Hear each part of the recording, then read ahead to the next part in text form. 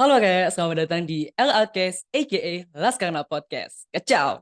Kali ini bareng aku Bima Satria yang bakal nemenin kalian untuk membersamai mendapatkan ilmu yang bermanfaat di podcastnya Laskar Anak. Dan tentunya di podcast Laskar Anak kali ini kita bakal mengulas banyak sekali topik yang relatable ataupun juga topik yang sangat berpengaruh untuk kita terutama untuk remaja tentunya.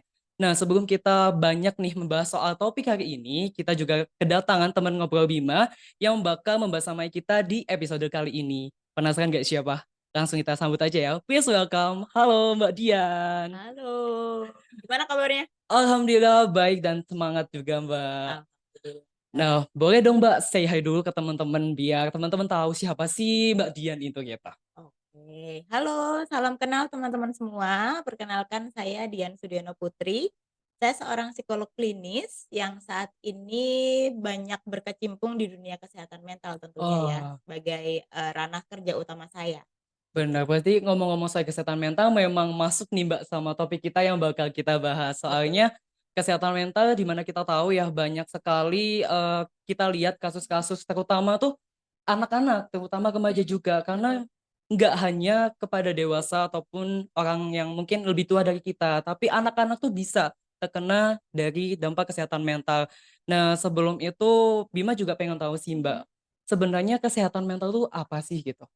Kesehatan mental itu sama halnya seperti kesehatan fisik ya Bima, Hmm. kalau kita ngomongin soal kesehatan. Hmm. Jadi kalau fisik ya kita ngomongin soal apa yang terjadi di dalam tubuh, Hmm. kalau mental itu apa yang terjadi di dalam bahasanya mental atau psikologis kita Hmm. gitu. Jadi ibaratkan di dalam diri kita itu ada bagian tubuhnya, ada bagian jiwanya. Nah, kalau kesehatan mental itu ngomongin soal kejiwaannya gitu loh, soal Oh, psikisnya gitu. oke. Berarti kalau ngomong soal psikis ya Mbak ya, tapi Mm-mm. kok kenapa sih banyak faktor nih yang menyebabkan anak-anak nih, misalnya angkatan kayak temen seangkatan Bima tuh bisa terkena. Nah, kira-kira faktor yang mendukung ataupun yang menyebabkan hal itu apa sih Mbak? Oke, jadi kalau di dunia psikologis Hmm. kita ngomongin soal faktor-faktor penyebab gangguan kesehatan psikologis itu apa sih? Sebenarnya multifaktor. Jadi Hmm. tidak ada faktor tunggal yang menyebabkan gangguan ini terjadi gitu Hmm. ya. Kalau di dalam psikologi kita mengenalnya ada biopsikososial nama faktornya. Jadi biologis itu contohnya misalnya seperti gangguan-gangguan Down syndrome misalnya seperti itu Hmm. ya. Itu Hmm. kan ada kesalahan genetik ya dalam pembelahan sel kromosom Hmm. misalnya seperti itu. Terus kemudian yang kedua misalnya gangguan-gangguan seperti skizofrenia. Nah, Hmm. itu umumnya tuh diturunkan gitu. Karena Oh. memang perkembangannya juga secara struktur otak. Jadi kayak misalnya ada salah seorang dari keluarga yang mengalami gangguan skizofrenia, kemudian nanti entah anaknya, cucunya, ponakannya itu juga rentan terkena skizofrenia. Kenapa? Karena ya lagi diturunkannya melalui struktur otak yang cenderung sama gitu. Oh. Terus kemudian yang ketiga tadi secara sosial kan Hmm. biopsikososial. Sosial. Sorry tadi biopsikonya itu adalah problem psikologis. Problem psikologis itu sendiri kita ngomongin soal afeksi, behavior dan cognition. Afeksi itu apa? Apa sih yang kita rasakan? Misalnya seperti Hmm. itu. Jadi kayak banyak orang yang merasa sedih, kecewa, marah, tapi tidak bisa ditampilkan dengan cara yang baik. Banyak dipendam atau mungkin mengekspresikannya dengan cara yang salah nih gitu. Sehingga akhirnya kita cenderung judgement terhadap Hmm. sikap-sikap yang seperti itu. Kayak misalnya nih contohnya, itu anaknya aneh, tiap marah gulung-gulung misalnya gitu. Oh. Iya nggak? Iya Sering nggak benar-benar. sih Hmm. kita kasih statement itu untuk Iya. kondisi orang-orang gitu ya? Atau mungkin terkait pemikiran, dia tuh mikirnya aneh, masa dia takut sama ini kayak gitu. Hmm. Orang fobia deh Hmm. misalnya, aku tuh takut sama kucing. Mungkin bagi teman-teman di sini ada yang suka kucing ngerasa, "Apa sih, Kak?" Gitu kan. Nah, tapi bagi aku, "Apa sih kamu suka kucing?" Gitu kan. Akhirnya mudah sekali untuk membedakan nih, mana yang punya problem kejiwaan, mana yang tidak. Kesannya Oh. seperti itu. Terus yang ketiga tadi affection, behavior, behavior-nya belum. Tadi cognition, behavior itu terkait perilaku, Hmm. gitu. Jadi sama halnya dengan orang-orang normal. Orang-orang normal tuh kita kayak punya standar sendiri gitu loh. Orang normal tuh sikapnya seperti ini, kalau yang tidak normal sikapnya seperti ini. Sehingga akhirnya itu menjadi salah satu faktor juga kita memaknai seorang itu punya gangguan mental atau tidak, Oh, oke. gitu. Terus, tadi biopsikososial. Sosial itu faktor sosial untuk masalah kesehatan mental adalah misalnya tekanan, krisis ekonomi. Nah, itu kan faktor-faktor sosial di luar kendali kita ya. Hmm. Nah, Hmm. hal itulah yang bisa menyebabkan juga seorang mengalami gangguan kesehatan mental. Kayak kemarin kena Covid Ah, gitu ya, mhm, pandemi Covid, banyak yang harus PHK, akhirnya stres. Nah, ya depresi kan, gitu ya, Mbak, ya? depresi atau mungkin nyalek gitu ya misalnya, ngarep jadi ketua kelas, nggak Nggak kepilih, pilih, aduh, terus stres, sedih misalnya gitu. kayak Nah, serasa duniaku, wah hancur. iya bener gitu. Nah itu faktor-faktornya, Bim. Oke, jadi dari beberapa faktor tadi ya, Mbak, mungkin, apa sih yang kelihatan banget nih dari ciri-ciri misal ya, kan kita bicara Mhm soal anak karena kita mhm, fokusnya juga ke anak. iya. Itu gimana sih ciri-ciri anak nih yang terkena gangguan kesehatan mental itu sendiri? Oke, ciri utama seseorang mengalami gangguan kesehatan mental itu adalah dari keberfungsian dirinya sebagai manusia. Jadi Mhm. kalau ini dalam psikologis nih kalau saya sosok ke Inggris dikit ya, Baru manusia itu harus fully functioning, berfungsi secara optimal secara manusia. Sekarang saya tanya deh, mhm, kamu sekarang statusnya apa? pelajar sih, Mbak, Pelajar. mhm. Harusnya ketika kamu berfungsi secara optimal, kamu bisa apa aja? Ya pastinya ya apa yang dilakukan pelajar ya belajar, kemudian Mengikuti juga pelajaran di sekolah ya, bener, berbakti sama orang tua di rumah, yes, misalnya gitu. mhm, Standarnya itu, gitu loh. Kamu nggak mungkin ketika kamu kerja di kantoran, tiba-tiba kamu pelajar tapi kamu juga kerja di kantoran, kamu kan dianggap aneh. iya bener, Karena kamu tidak berfungsi secara optimal di usiamu gitu loh dan di tahapan, perkembanganmu saat ini, gitu. Jadi mhm, indikatornya itu, makanya ini saya nggak usah ngomongin anak remaja ya, anak iya, bayi aja deh, mhm, umur setahun belum bisa jalan, mhm. pasti bakal ada pertanyaan, "Kok belum bisa jalan?" Entar 2 tahun belum bisa jalan. Orang jauh mungkin ngomongnya, "Iso mlaku arek e," gitu, Heeh, dirasani lah, mhm, iya kan, pasti akan seperti itu. Kenapa? Karena sebenarnya setiap tahap perkembangan manusia itu kita punya standar gitu. Jadi anak, oh umur 3 bulan tuh dia udah bisa apa, sorry kok duduk, apa, miring misalnya miring, gitu ya, terus, mhm. kepalanya udah bisa tegak misalnya seperti itu, 6 bulan dia bisa merangkak, bisa duduk misalnya gitu. Ketika seseorang itu tidak berfungsi seperti halnya, apa tadi, standar yang Mhm, ada dalam masyarakat, itu akan dianggap punya problem, oke. gitu. Bener.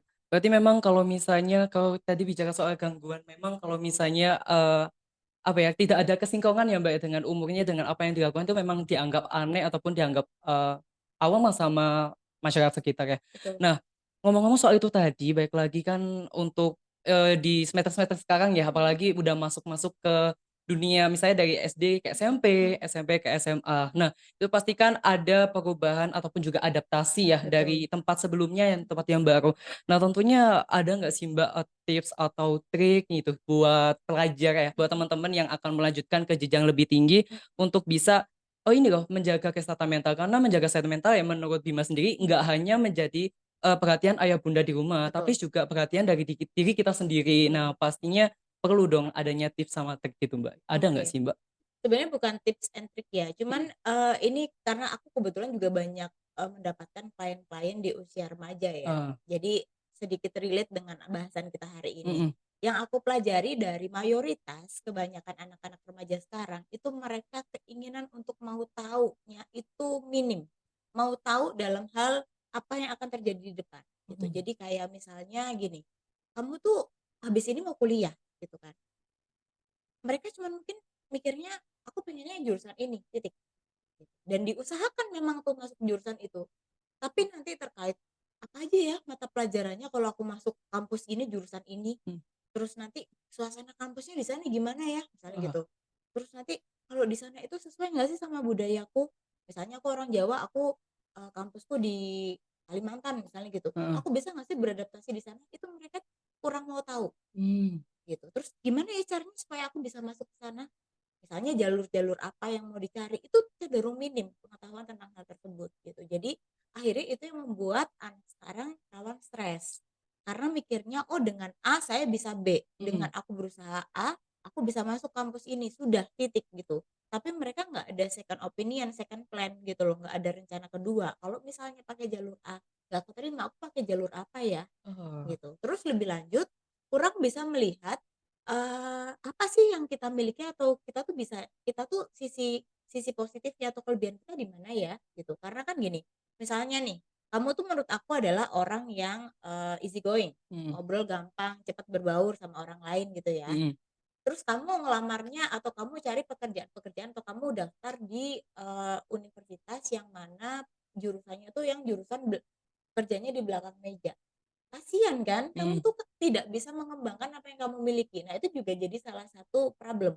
Karena kadang yang dituju itu adalah keinginannya doang, Heeh, bener, mhm, tapi bukan dari apa yang ada di dalam dirinya dia. Banyak nih Bim, yang mhm, mau jadi dokter banyak, mhm. tapi ternyata buat peka sama orang lain tuh susah loh, Susah, gitu. mhm. Jadi kamu bayangin kalau dokter nggak peka gimana? Pasien datang, duduk, "Ada yang bisa dibantu?" Gitu doang kan. Akhirnya seperti itu. Nah, nanti lebih lanjut dalam ranah pekerjaan juga sama, pengennya kerjanya A tapi kemampuannya B. Mhm, Sedangkan di kantor itu kita menerima, orang-orang yang mampu secara mhm, kriteria, karakteristik. mhm, Misalnya nih mau jadi CS bank, mhm. customer service di bank, butuh apa Bim?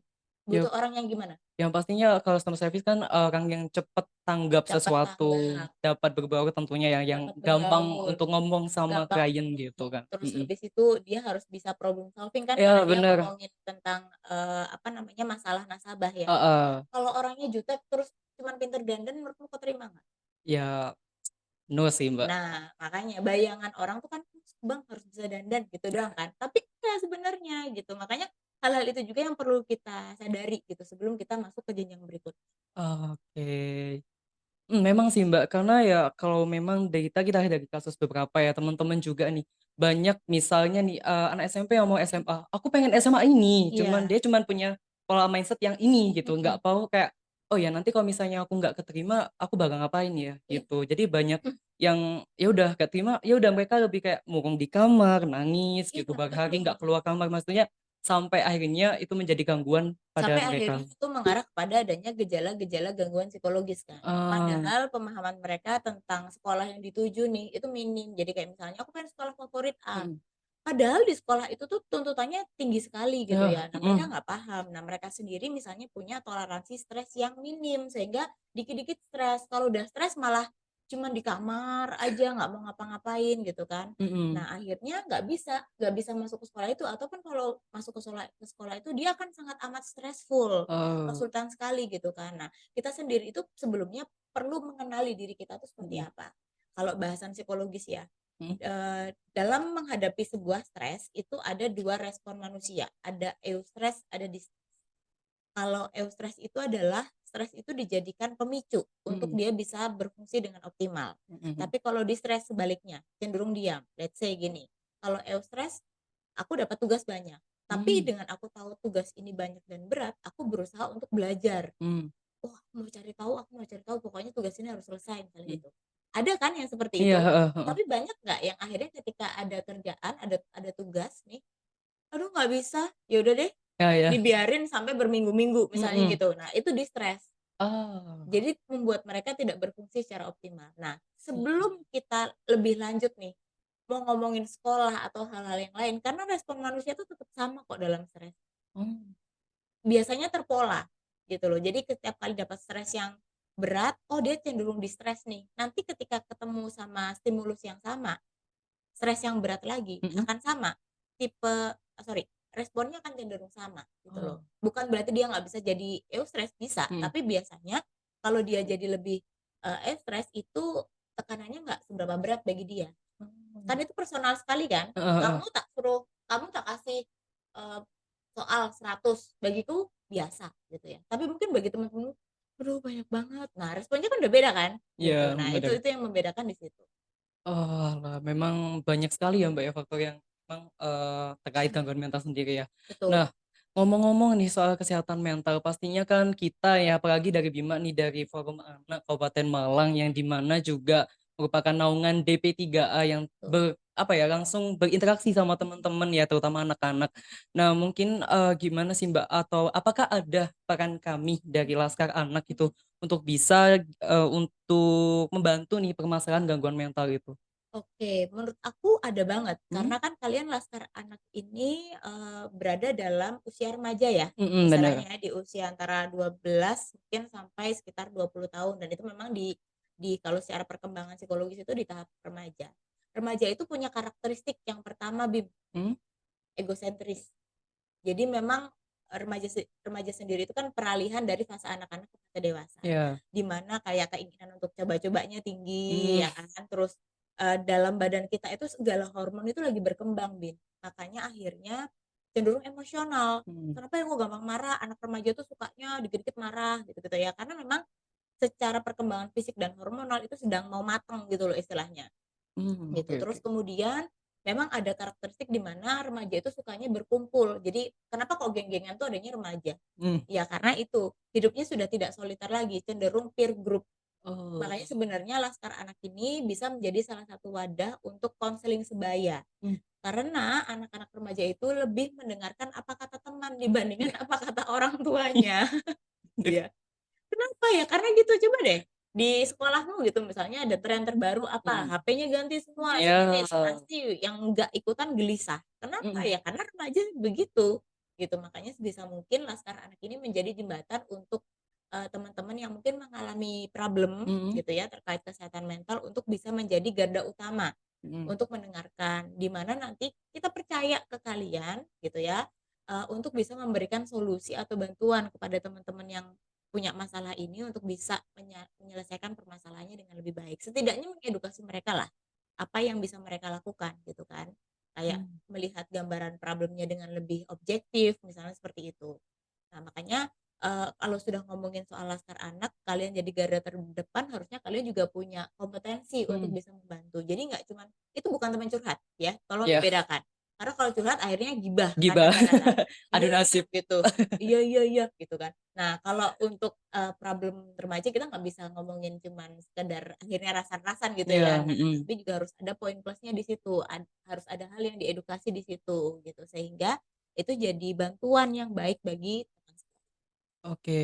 Tapi ngomong soal ini ya, Pak, pendekatan ya, Mhm, terutama kita gimana ke teman. Tapi kan, mungkin beberapa teman-teman kita mungkin yang tergabung di Laskar Anak masih ini, Mbak, bingung nih untuk gimana ya aku bisa untuk dapat dekat ke teman-teman. Karena kalau misalnya kita nih ya, kalau misalnya, dimintain misal saran mhm, atau apa itu kadang jatuhnya nanti bakal adu nasib mereka berdua ini nanti. iya, Nah, itu mungkin gimana sih, Mbak, biar kita itu nggak ke-distract maksudnya sama-sama bernasib mhm, nantinya mhm. gitu?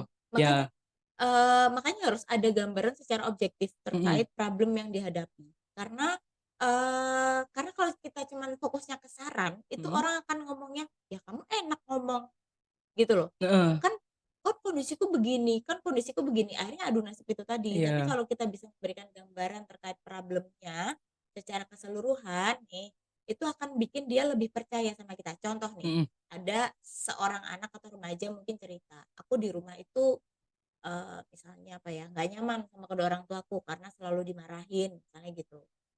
Mungkin saran kamu apa?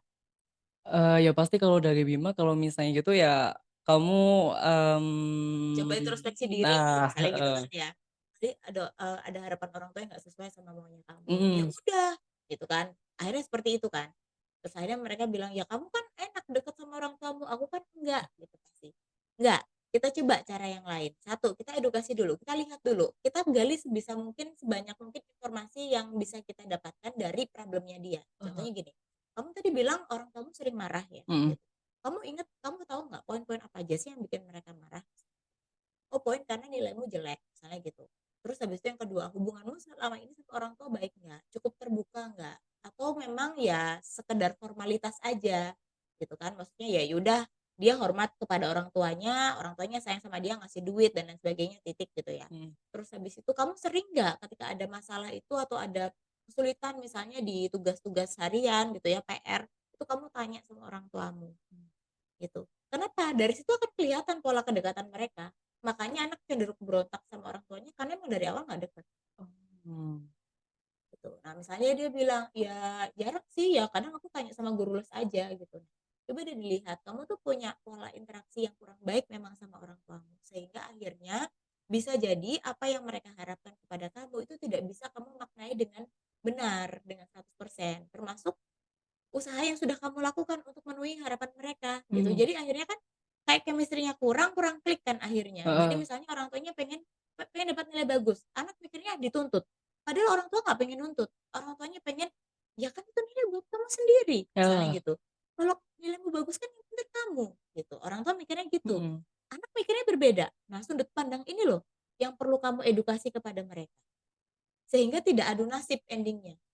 Oke, berarti memang pendekatan secara, chemistry tentu perlu ya, Mbak, ya? Iya, jadi pendekatan kepada calon-calon teman-teman sebaya yang Mhm, nantinya mau cerita ke kita itu juga sangat amat penting. Jadi kamu dengarkan itu, kamu gali terus. Dengan kamu menggali itu mhm, fokusnya jangan cari jangan kasih saran dulu ya, heeh, fokusnya menggali informasi. Kenapa? Karena ketika dia merasa dipahami, mhm, ini truly deh, aku bener-bener jujur nih ya, aku buktikan bahwa ketika kamu bisa menggali dan kamu bisa apa ya, berempati dengan apa yang dia rasakan, mhm. nggak usah ditanya, dia cerita sendiri. Otomatis klik gitu ya, Mbak, ya? Iya, karena dia merasa dipahami. Nah, orang ketika sudah merasa dipahami itu kayak berasa punya wadah gitu loh untuk Mmm, cerita. Jadi dia bisa dengan nyamannya bercerita sama kita, gitu. Dan itu oh, tanpa perlu saran, kadang-kadang tuh dia cuman butuh tempat untuk didengarkan.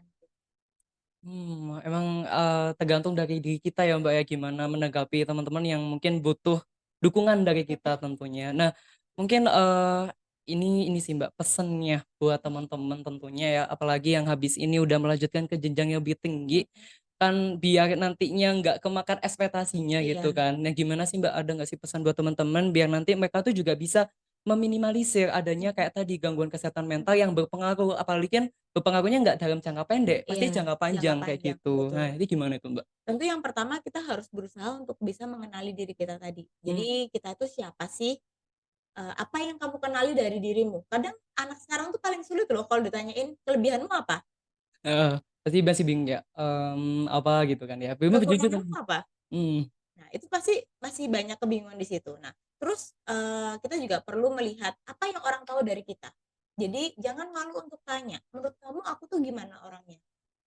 Nah, setelah itu di situ kita membandingkan, apa sih yang sebenarnya kita tidak ketahui dan orang lain lebih ketahui tentang diri kita, gitu. Nah, itu bisa membuat kita, apa ya, istilahnya meramu bagaimana nanti kita ke depannya. Misalnya orang merasa kita tuh orangnya easy going, padahal kita ngerasa orangnya grogian. Gitu kan. Nah, tapi bagi orang lain mungkin itu oke-oke aja. Jadi misalnya dalam pemilihan sekolah, jurusan itu harus dijadikan pertimbangan. Nah, lebih lanjut memang kalau tahu kompetensi kita bisa tanya sama guru. Di sekolah kan ada juga BK. Nah, itu mhm, bisa ditanyakan gitu. Maksudnya ketika kamu lihat nilai kamu sekian dengan kondisi yang begini, minat kamu apa, kamu bisa diskusikan sama orang tua, sama guru di sekolah misalnya atau sama teman-teman untuk melihat nanti ke depannya baiknya kamu ambil jurusan apa. Jadi jangan kemudian kamu merasa keputusan akan hidupmu itu hanya bergantung padamu dan kamu nggak punya channel untuk bisa berdiskusi dengan pihak lain. Bahkan kalau banyak banget loh Bim, mhm, orang tua yang ngajakin anaknya datang ke saya untuk melakukan pemeriksaan psikologis. Anak oh, saya ini pengennya masuk jurusan A, cocok nggak Mbak? Gitu. oke, Atau mungkin ini dia pengen lihat nih minatnya bagusnya masuknya jurusan apa, itu juga ada yang seperti itu. Nah, mmm, istilahnya daripada bayar mahal gitu ya ke psikolog, nah optimalkanlah apa yang ada di sekitar kalian gitu loh. Kayak orang tua kalian juga pasti punya penilaian terhadap mhm, diri kalian. Kayak mama lihat kamu tuh lebih suka, materi-materi atau tugas-tugas yang sifatnya ketelitian misalnya gitu. wah, Terus kamu memang menyadari bahwa, "Oh iya ya, aku tuh kalau matematika, fisika tuh jauh lebih oke misalnya nilainya, terus kamu tanya sama guru mungkin juga bisa terkait hal tersebut. Maka nanti ketika kuliah atau ngambil, eee, jenjang pendidikan selanjutnya, pilihlah yang sejenis, kayak misalnya kamu masuknya administrasi, mhm, matematika, masuk MIPA, nah kan itu masuk mhm gitu mhm, loh. Apalagi kalau misalnya kamu ditambah selain itu juga kamu tuh punya kepribadian yang baik gitu ya, maksudnya yang anaknya ramah, easy going. Nah, itu boleh mau kamu sambil komunikasi, ngambil ngambil komunikasi, ngambil, administrasi bisnis juga nggak masalah gitu loh. Jadi kita perlu menyadari apa yang kita miliki dulu sebelum kita berperang istilahnya gitu kan. ah, iya, Senjatanya apa mhm, dulu nih? Kalau senjatanya minim jangan masuk ke hutan belantara. Nanti di sana banyak hewan-hewan buasnya gitu mhm kan. mhm. Tapi kalau kita punya persenjataan yang lengkap, yang baik, mau sebelantara apapun, segelap apapun, kita punya amunisi gitu. Oke, heeh, berarti memang, harus dari diri kita ya, Mbak, ya? Maksudnya kita lihat, oh, aku lebih minatnya misal kayak Bima nih, lebih Mhm, suka, mungkin berbicara dengan banyak pihak terutama di mhm, depan layar itu kan mungkin menjadi sesuatu hal yang, baru buat Bima tentunya untuk milih untuk jurusan selanjutnya pastinya juga harus yang silinear sama kita biar nanti iya, jatuhnya kita nggak ketayangan sendiri ketika di betul. tengah jalan tentunya. Karena Oh, oke. sekarang banyak banget anak muda yang tadi tingkat stresnya itu tinggi, toleransi Bener, stresnya yang rendah gitu. Jadi mhm, dikit-dikit kena kena tekanan dikit mudah stres. Nah, Akhirnya gimana? Ya itu, kita harus bisa menyikapi stres itu dengan baik. Jadi malah jangan lari, malah harus Hmm. diselesaikan stresnya, harus dipahami. Ada 2 kan caranya, kamu mau lebih, ya udah deh jalan di jalan aman, apa sih, comfort zone aja, Yes. atau lebih cenderung memicu diri untuk enggak, aku harus coba hal yang baru. Nah, itu juga tergantung dari personality kita, orangnya seperti apa, gitu. Hmm. Kita juga nggak menyalahkan orang yang selalu bergerak di comfort zone, nggak apa-apa kok, itu juga bukan hal yang salah, gitu kan. Bener. Cuman ya kamu nggak boleh banyak, berekspektasi sama dirimu untuk mencapai hal yang baru, karena ketika kamu melangkah ke hal yang baru pasti nanti kamu gampang stres, gitu. Iya sih Mbak, memang ya ini kembali lagi ke kitanya ya Betul, pastinya, oke. Nah itu teman-teman, jadi itu beberapa tadi ya dari Mbak Dian tentunya ya, dari teman-teman bisa mengambil kesimpulan tadi gimana. Jadi mulai dari apa itu kesehatan mental, kemudian faktor apa sih yang paling sering mendukung terjadinya gangguan kesehatan mental, tentunya gimana kita, personality kita dalam menanggapi hal tersebut, dan tentunya itu tadi ya, jadi diri kamu sendiri dan jadi jangan orang lain. Mungkin gitu, sebelumnya makasih banyak ya Mbak Dian ya sama-sama. udah hadir di episode podcast Laskana kali ini. Dan juga terima kasih buat teman-teman yang udah dengerin dan udah nonton sampai akhir. Tentunya banyak insightful yang kalian dapetin dari podcast Laskana, dan pastinya bakal banyak lagi tentunya episode-episode yang luar biasa dan juga pasti seru. Jangan lupa kalau kalian masih penasaran sama Laskana Kabupaten Malang, kalian bisa kepoin di media sosial kita, baik Instagram di @laskana_malang, podcast Laskana, dan juga di YouTube-nya Laskana Kabupaten Malang.